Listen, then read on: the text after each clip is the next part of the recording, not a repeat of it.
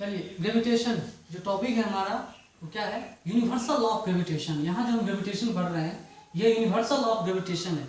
इसके ऊपर काफ़ी रिसर्च हो चुका है, काफ़ी रिसर्च हुआ भी है। बहुत सारे लोगों ने, वेस्टर्न वर्ल्ड में भी बहुत सारे लोगों ने इसके ऊपर रिसर्च किया है। हमारे देश में भी, वेस्टर्न वर्ल्ड से पहले हमारे देश में काफ़ी संस्कृति क्या थी, डेवलप थी। लोग बहुत ज़्यादा नॉलेजेबल थे, बहुत ज़्यादा ज्ञानी थे, बहुत बड़े आध्यात्मिक लोग, आध्यात्मिक चिंतन करने वाले लोग रहते थे। इसमें कोई संदेह नहीं है ना। और वेस्टर्न वर्ल्ड से बहुत ही डेवलप था अपना कंट्री, है ना। उन लोगों से बहुत ज़्यादा नॉलेज रखते थे। लेकिन गीता में ज्ञान है ना, परिवर्तन ही संसार का नियम है। तो परिवर्तन हो गया। कभी अब क्या है कि नालंदा का इतिहास बहुत पुराना था, है ना, कभी अब दूसरे का इतिहास हो गया। तो ये सब चलते रहता है। परिवर्तन ही संसार का नियम है। कभी हम डेवलप होते हैं तो कभी लोग डेवलप, दूसरे लोग डेवलप हो जाते हैं। ये सब चलते रहता है। ग्रेविटेशन ऐसा टॉपिक है, ठीक है, जो अभी हम लोग पढ़ रहे हैं, न्यूटन लॉ ऑफ ग्रेविटेशन पढ़ रहे हैं। न्यूटन ने उसको लोगों को दिखाया था। उनके दिखाने से पहले भी लोगों के नॉलेज में था, ये लॉ था। उनके बोलने से पहले भी लॉ था और हमारे साइंटिस्ट उससे पहले जानते थे। सतयुग है, त्रेता है, द्वापर है, हम जानते हैं। हम लोग बहुत ज़्यादा संस्कृति हमारी डेवलप थी, आज से बहुत ज़्यादा डेवलप थी।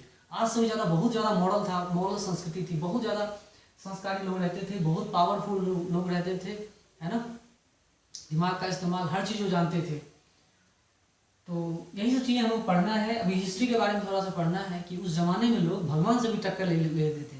आज की जैसा सोसाइटी नहीं है। पहले की सोसाइटी अलग थी, आज की सोसाइटी अलग है।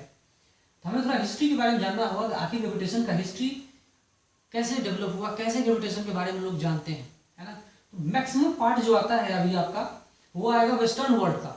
वेस्टर्न वर्ल्ड का रिसर्च बताएगा। लेकिन ये चीज़ जानना जरूरी है कि हमारे देश में, भारतवर्ष में ही, बिहार के ही आर्यभट्ट थे, है ना। ये कौन थे? बिहार के ही आर्यभट्ट थे, जो काफ़ी फेमस मैथमेटिशियन उस समय के जाने जाते थे, जिन्होंने जीरो पे डिस्कवरी किया है ना, जीरो को खोज किया। फिर ये अरेबियन कंट्री में गया, फिर पूरी दुनिया में फैल गया, है ना। ग्रेट मैथमेटिशियन ये जो थे, अपने जमाने के बहुत बड़े गणितज्ञ कहे जाते हैं, है ना। महान गणितज्ञ कहिए इनको, महान गणितज्ञ और वैज्ञानिक, है ना। ये वैज्ञानिक भी थे। तो इन्होंने क्या किया, इन्होंने क्या दिखाया, लोगों को क्या बताया। इन्होंने इतना ज़्यादा रिसर्च कर चुके थे वो, इन्होंने ये बताया कि पृथ्वी जो है, अर्थ जो है, अपने एक्सिस के लॉन्ग रोटेट करती है, रोटेट कर रही है ना। वो भी एग्जैक्ट बता दिया था उन्होंने। 24 घंटा नहीं बताया था, 23 घंटा 56 मिनट ऐसा कुछ उन्होंने एग्जैक्ट बता दिया था। इतना ज़्यादा एडवांस टेक्नोलॉजी थी हमारे पास, इतना ज़्यादा एडवांस नॉलेज था हम लोग के पास में, है ना। उससे पहले और एडवांसमेंट थी, उससे पहले और एडवांस। जितना हम पीछे जाते हैं उतना हमारा संस्कृति क्या था, एडवांस था। लोग काफ़ी, उनका दिमाग जो था एडवांस था, है ना। धीरे धीरे जितना पीछे जाते हैं उतना एडवांसमेंट थी, इसमें कोई संदेह नहीं है। लेकिन हमारा धीरे धीरे एडवांसमेंट घटते चला गया, तो वेस्टर्न वर्ल्ड का क्या हो गया, बढ़ते चला गया। तो अब वेस्टर्न वर्ल्ड ने क्या किया था, हमारा संस्कृति डूबना शुरू किया। जब ये सब कहानियाँ बंद होना शुरू किया, तो अब कलयुग के प्रारंभ में अब इन लोगों का आना शुरू हो गया, ठीक है। अब वेस्टर्न वर्ल्ड ने इसी यूनिवर्सल ऑफ ग्रेविटेशन के बारे में क्या कहा था। जो आर्यभट्ट ने कहा कि अर्थ अपने एक्सिस के लॉन्ग रोटेट कर रहा है, वो भी बताया सही। और बहुत सारा उन्होंने डिस्कवरी किया था, है ना। डिफरेंशियल कैलकुलस के बारे में भी उन्होंने बता दिया था, है ना। और हमारे यहाँ पे जो पुराने हमारे जो वैज्ञानिक लोग थे, गणितज्ञ थे, उन्होंने डिफरेंशियल कैलकुलस के बारे में बता दिया था। कोई दिक्कत नहीं थी, कुछ नॉलेज था, लेकिन उनका लैंग्वेज समझ में नहीं आता था। तो अब वेस्टर्न वर्ल्ड की कहानी हम लोग पढ़ते हैं, है ना। वेस्टर्न वर्ल्ड में क्या हुआ, वेस्टर्न वर्ल्ड में रिसर्च चला। टाइको ब्राही एंड जोहान से केपलर ने रिसर्च किया यूनिवर्सल ऑफ ग्रेविटेशन के ऊपर। इन्होंने दोनों ने मिलकर रिसर्च किया। इनका देखिए 1546 और 1601, और इनका कितना जन्म का 1571 से 1630 तक, ठीक है। और इनसे बहुत पहले ये आर्यभट्ट ने ये बता दिए, ये सब चीज़ें बता दिए थे। अच्छी तरह से इनके पास अच्छा खासा ज्ञान था, इसमें कोई संदेह नहीं है। सोचो इससे पहले अब कितने ज़्यादा विद्वान लोग होंगे, कितना नॉलेज होगा उनके पास, नेचर का, प्रकृति का, फिजिक्स का, मैथ का, है ना। बहुत ज़्यादा नॉलेज था उनके पास। तो अब मॉडर्न वर्ल्ड आता है, वेस्टर्न वर्ल्ड की तरफ चलते हैं। वेस्टर्न वर्ल्ड में टाइको ब्राही एंड जोहान से केपलर, इन्होंने मिल करके प्लैनेटरी मोशन को काफ़ी अच्छे से स्टडी किया, ग्रेट डिटेल में स्टडी किया, मैथमेटिकल फॉर्मुलेशन दिया, जिसको हम लोग पढ़ रहे हैं। अभी हम लोग जो पढ़ रहे हैं टोटल का टोटल वेस्टर्न वर्ल्ड का दिया हुआ एजुकेशन है और उससे हम लोग काफ़ी प्रभावित भी हैं, हाईली इफेक्टेड। आप इफेक्टेड बोलो, इन्फेक्टेड बोलो, जो बोलो इफेक्टेड है, पूरा दुनिया इफेक्टेड है। उन्होंने सोसाइटी को ही चेंज कर दिया, पूरा सोसाइटी ही पूरा बदल चुका है उनके रिसर्च और इन्वेंशन की वजह से। आगे चलते हैं, Kepler's laws of planetary motion. Kepler, Johannes Kepler ने जो लॉज दिया, दोनों ने मिल के बनाया, दोनों ने मिल के अच्छे से स्टडी किया, तो अब केपलर्स ने लॉज, प्लैनेटरी मोशन का लॉज दिया। ठीक है, ये लॉज क्या क्या हैं उनके बारे में थोड़ा सा हम लोग समझेंगे, जानेंगे, है ना। ये क्या कहते हैं, पहला उनका कहना है all planets move in elliptical orbits with the sun at a focus. उसको डायग्राम से भी समझाएंगे। इनका कहना यह है कि जितने सारे प्लैनेट्स हैं वो सब के सब सर्कुलर पाथ में मूव नहीं करते, वो सब के सब कहाँ मूव करते हैं, इलिप्टिकल पाथ में मूव करते हैं। All these planets move in elliptical orbits, elliptical orbit में मूव करते हैं, सर्कुलर ऑर्बिट में मूव नहीं करते। पहला चीज उन्होंने यही किया, move in elliptical orbits with sun at a focus. Sun एक फोकस पे रहेगा, एक फोकस पे रहने के साथ मौसम का बदलना भी स्टार्ट होता है। ठीक है, एंगुलर स्पीड एक अलग चीज है और लीनियर स्पीड जो है अर्थ का वो एक अलग चीज है। ये सब चीजें इफेक्टेड है। तो all the planets move in elliptical orbits with sun at focus. जितने सारे प्लैनेट्स हैं, चाहे जुपिटर हो, मार्स हो, मर्क्यूरी हो, है ना, अर्थ हो, सैटर्न हो, सब के सब प्लैनेट इलिप्टिकल ऑर्बिट में मूव करते हैं with sun at a focus. पहला कानून, पहला नियम, पहला रिसर्च इन्होंने ये किया था। ये रिसर्च मतलब एक ऐसा तो डिस्कवरी कहो, इन्वेंशन नहीं कह सकते, डिस्कवरी। इन्होंने जाना, बताया। न्यूटन के बताने से पहले ये सब चीज, बहुत सारा चीज आ चुका था मार्केट में। ऐसा नहीं है कि लोग नहीं जानते थे, इसके न्यूटन से पहले भी बहुत सारे लोगों ने रिसर्च किया था।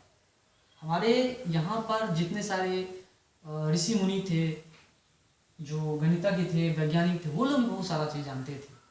ठीक है, लेकिन उनका संस्कृति, हमारा संस्कृति अब वो नहीं रहा, अब वेस्टर्न वर्ल्ड का संस्कृति चल रहा है ना। तो उनका स्टडी हम लोग करेंगे अभी। All planets move in elliptical orbits with sun at a focus. At a focus, एक फोकस।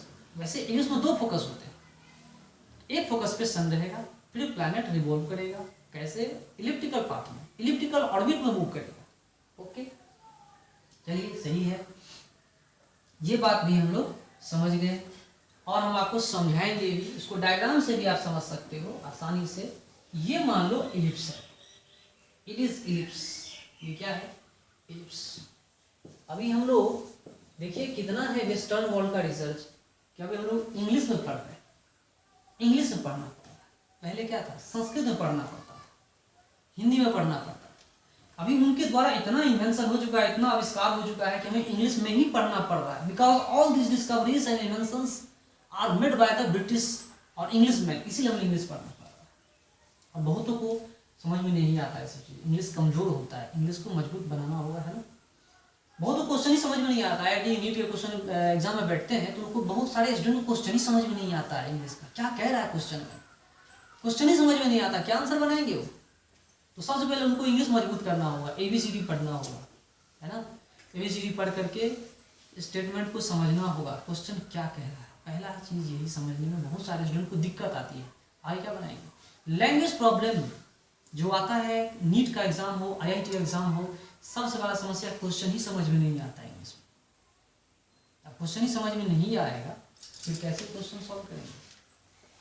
तो इंग्लिश का साउंड नॉलेज होना चाहिए, बहुत ज़्यादा नॉलेज, साउंड नॉलेज होना चाहिए, अच्छा खासा नॉलेज होना चाहिए, है ना।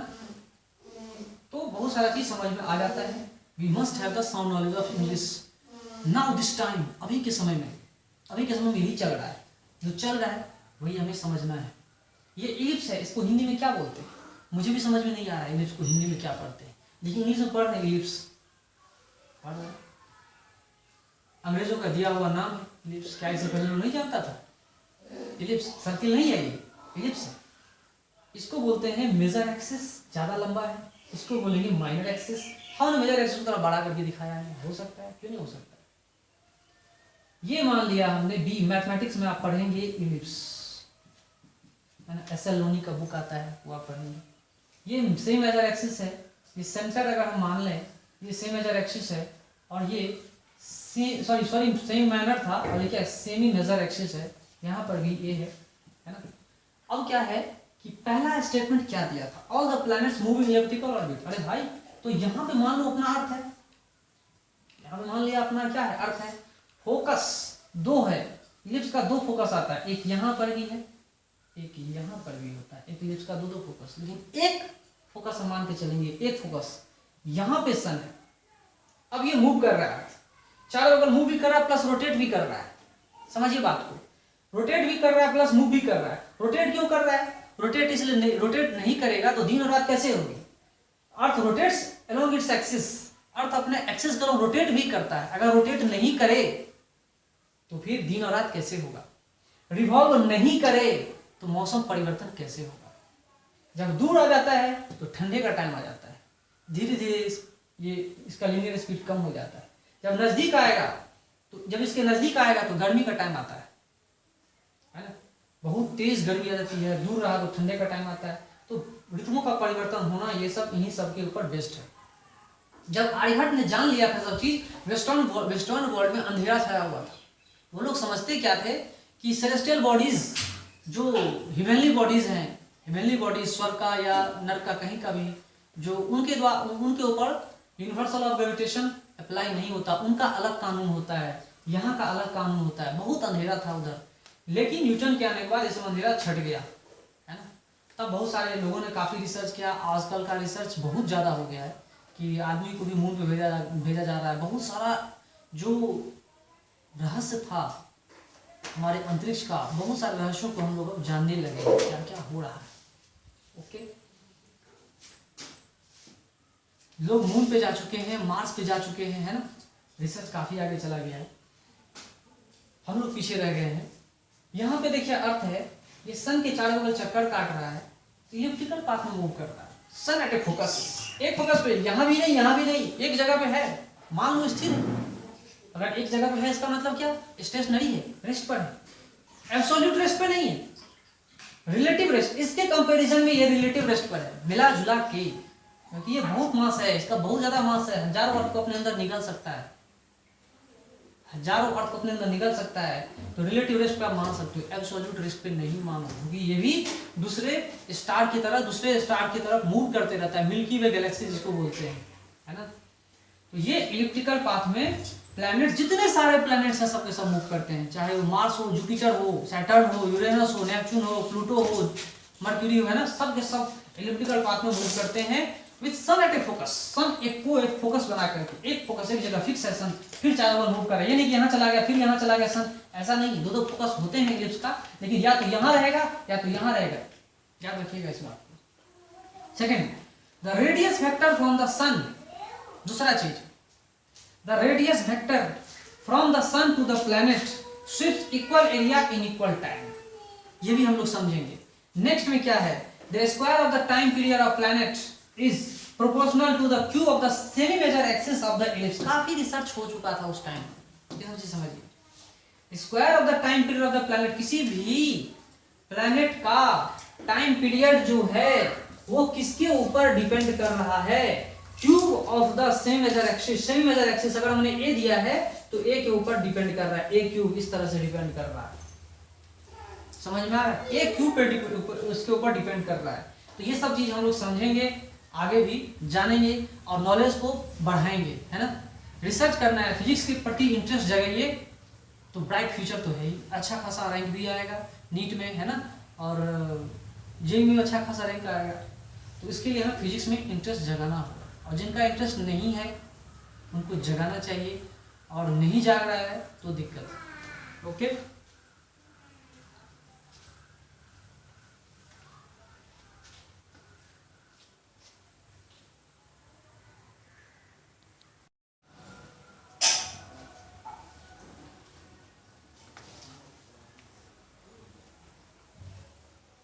Okay, Kepler's laws of planetary motion को आगे बढ़ाते हैं। पहला चीज तो हमें समझ में आ गया, दूसरा स्टेटमेंट को समझते हैं, रेडियस वेक्टर फ्रॉम द सन।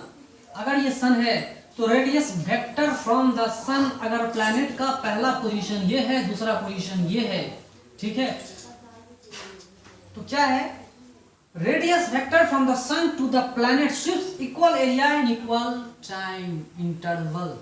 बात को समझिएगा, अगर ये प्लैनेट हमारा अर्थ है, ये भी हमारा प्लैनेट अर्थ है, अगर ये डेल्टा टाइम टी में इतना एरिया सबटेंड कर रहा है, इतना एरिया बना रहा है, इतने ही टाइम में अगर ये अर्थ यहां से यहां आ जाए, मान लो शुरू में इसके बाद यहां पे आ जाए, मान लो ये पॉइंट ए हो, ये पॉइंट बी हो, ए से बी तक पहुंचने में डेल्टा टाइम टी लग रहा है, या बी से ए तक पहुंचने में डेल्टा टी लग रहा है, और उसी तरह से अगर मैं सी से डी तक पहुंचा दूं, सी से डी तक मैं पहुंचा दूं, सी से डी तक पहुंचे, या यहां हम कर दें इसको सी और इसको बना दूं मैं डी, तो सी से डी तक पहुंचने में अगर ये भी टाइम डेल्टा टी लग रहा है, तो इसका एरिया सेम होगा।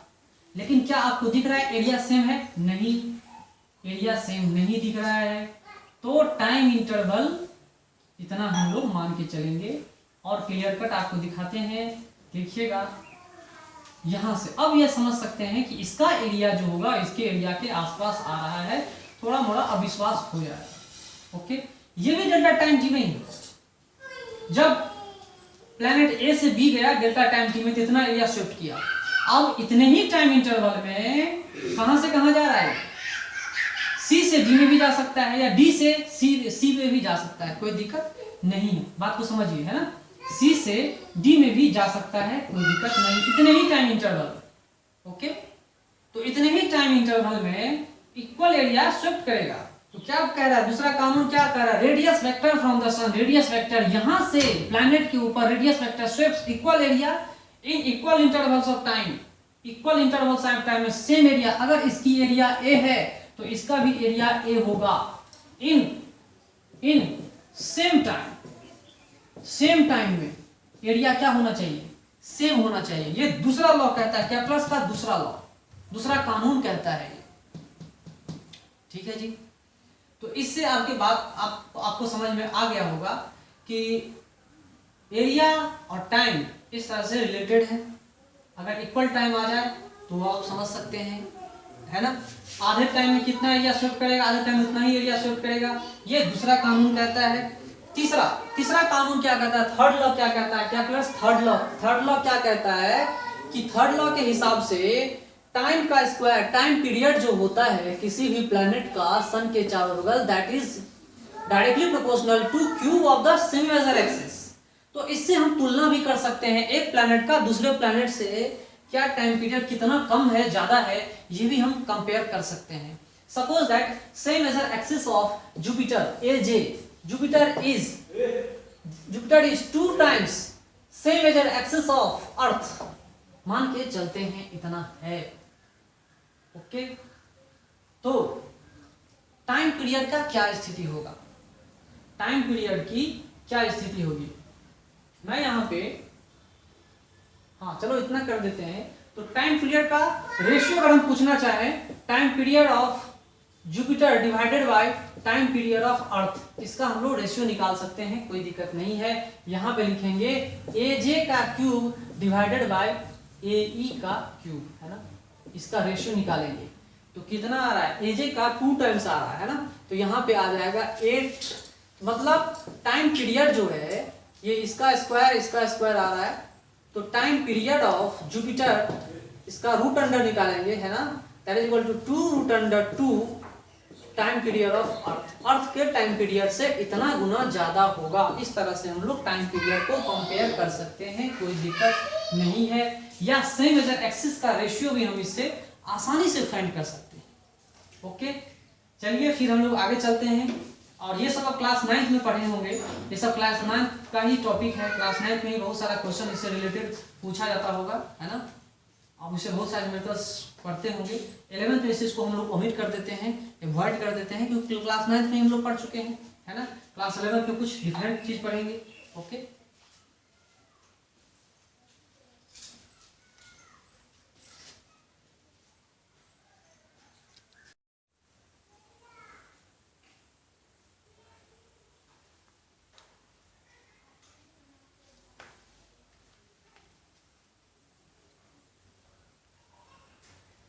ओके इसाक न्यूटन का जमाना अब आया है ना।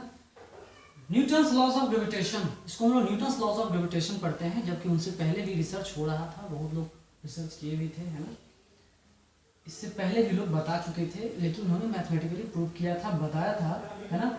इसाक न्यूटन का जमाना आ गया 1665 ईस्वी का समय था। मात्र उनकी उम्र कितनी थी? 23 साल, 23 years old. He was only 23 years old. इस उम्र में लोग स्टूडेंट क्या करते हैं? एवरेज स्टूडेंट व्हाट्सएप फेसबुक पे अपना टाइम इधर उधर बर्बाद करते हैं। मैक्सिमम स्टूडेंट यही करते हैं, एक्स्ट्रा ऑर्डिनरी नहीं होते, जनरल स्टूडेंट्स होते हैं।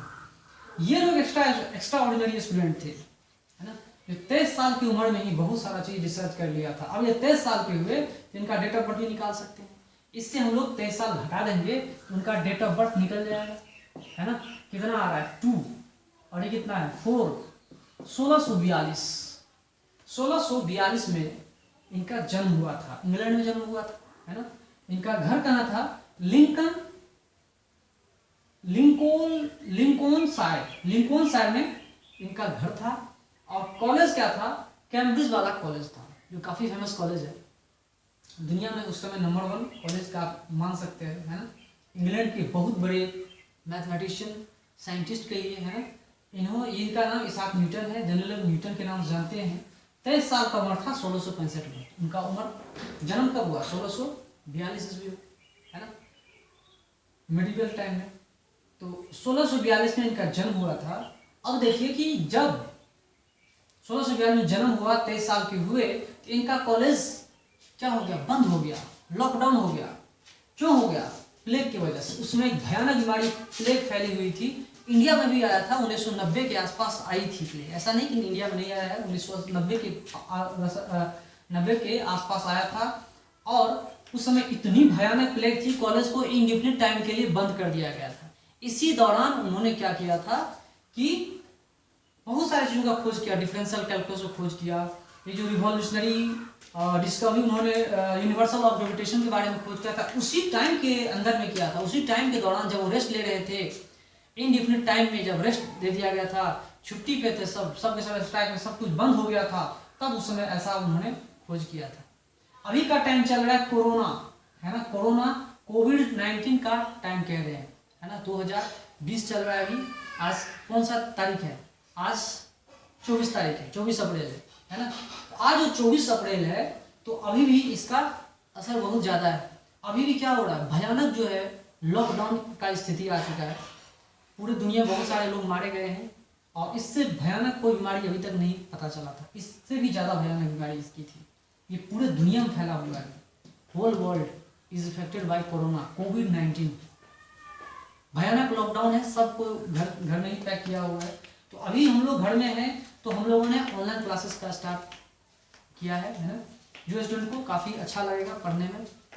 तो इसका असर यही है, हम लोग उतना तेज नहीं है कि भाई उनके ऐसा रिसर्च कर सके। तो हम लोगों ने अभी ऑनलाइन क्लासेस स्टार्ट किया। कोरोना का भी असर चल रहा है, भयानक असर है, लॉकडाउन है, समझो कि प्रलय आ गया है। तो उस समय उन्होंने क्या खोजा? जब उस समय प्लेग था, तो कहा जाता है कि एप्पल ट्री के नीचे थे, एप्पल गिर रहा था, एप्पल गिरा, तब उन्होंने सोचा कि कौन सा फोर्स है, कोई फोर्स है जो एप्पल को नीचे गिरा रहा है।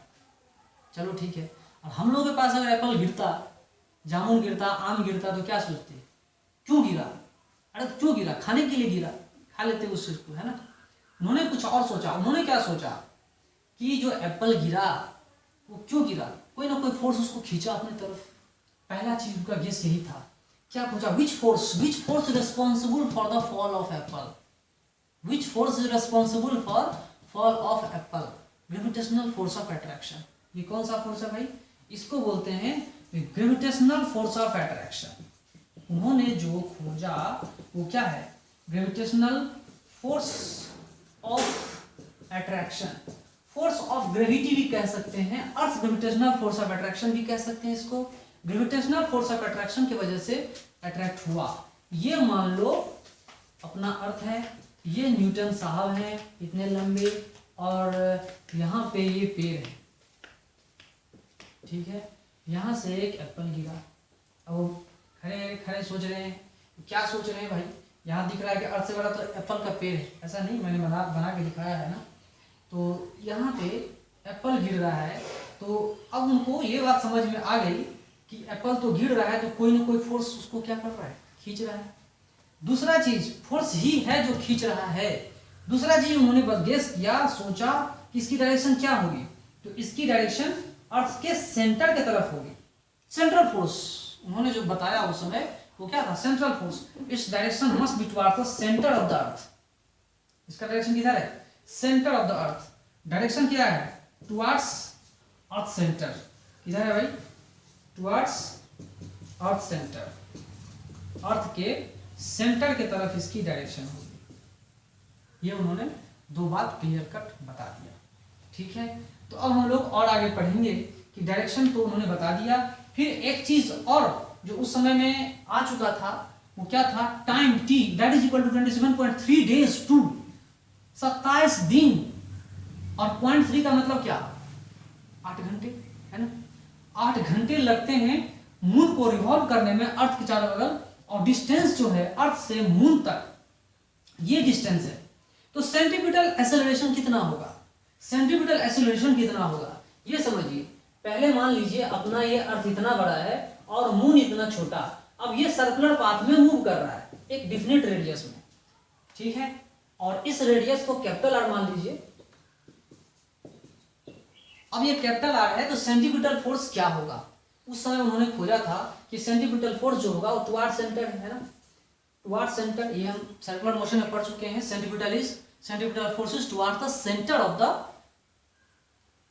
Of the path. जो ये पाथ चल रहा है इसके सेंटर की तरफ, तो सेंटर कहीं ना कहीं होगा ना, बार बार इसको अपनी तरफ खींच रहा होगा, अट्रैक्ट कर रहा होगा। तो बाद हम लोग पढ़ेंगे ये यूनिवर्सल ऑफ ग्रेविटेशन, इसको अर्थ मून अपने ग्रेविटेशनल फील्ड में ला करके चारों बगल घुमा रहा है ना। तो मून पे खड़ा आदमी देखा तो सेंट्रीफ्यूगल फोर्स, बाहर का फोर्स और अंदर का ग्रेविटेशनल फोर्स दोनों बैलेंस कर रहा है, इसीलिए नेट फोर्स जो इस डायरेक्शन में 0 आ रहा है। ओके, तो नेट फोर्स 0 आ रहा है, इसीलिए सर्कुलर पाथ में ये मूव कर रहा है। ये बात आप लोग समझ लीजिए, कोई दिक्कत नहीं है। आर निकालेंगे तो यहाँ पे centripetal acceleration AC is equal to omega square into R. Omega क्या है, 2π/t, that is time period. Time period क्या है, time taken by revolve around, मतलब यहाँ से यहाँ तक जाने में फिर वापस आने में, यहाँ से यहाँ तक जाने में फिर वापस आने में जो टाइम लग रहा है, that total time is equal to 27.3 days. 27.3 days का मतलब क्या, 27 दिन और 8 घंटे है ना। इतना टाइम लगता है रिवॉल्व करने में, एक रिवॉल्यूशन में। टाइम पीरियड हमें पता है, सेंटीपिटल एक्सेलरेशन का फॉर्मूला लगा करके हम देखेंगे कि कितना टाइम आ रहा है भाई, 0.0027 मीटर पर सेकेंड स्क्वायर, नहीं के बराबर।